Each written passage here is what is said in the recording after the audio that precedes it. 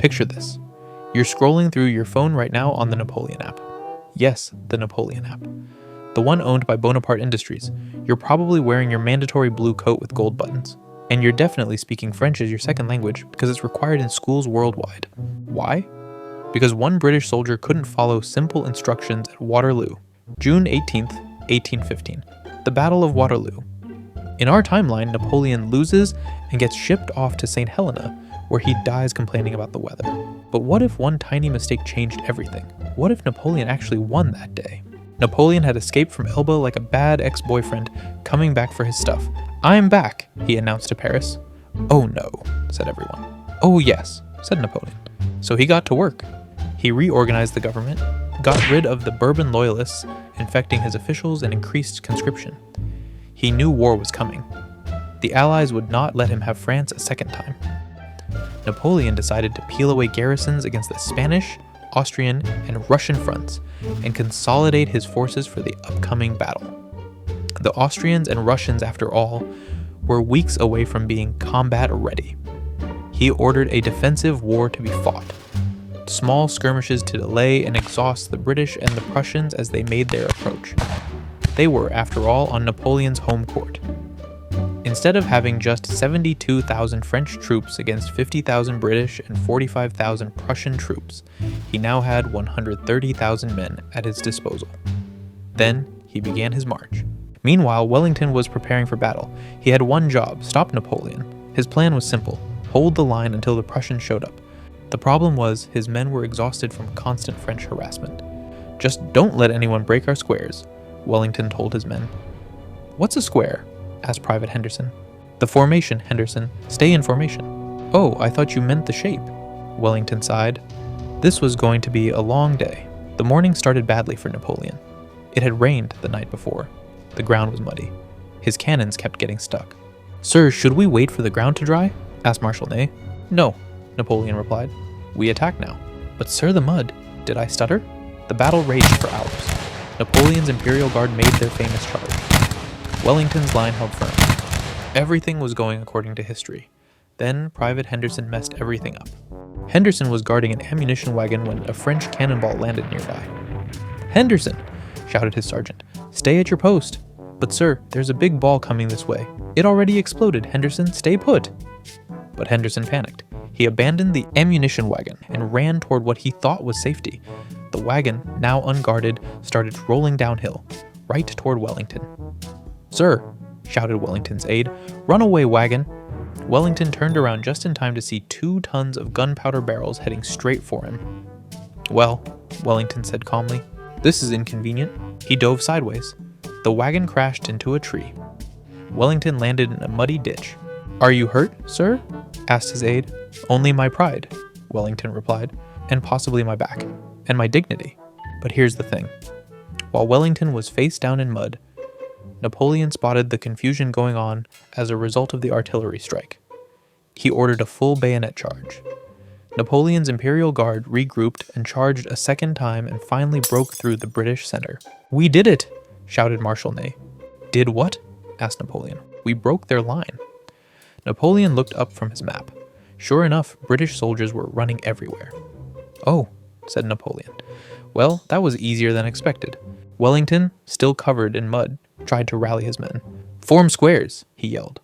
"What kind of squares?" Henderson called back. "Any kind of squares." Henderson and his unit formed a perfect square. Unfortunately, they were facing the wrong direction. The Prussians finally arrived, but it was too late. Napoleon had won.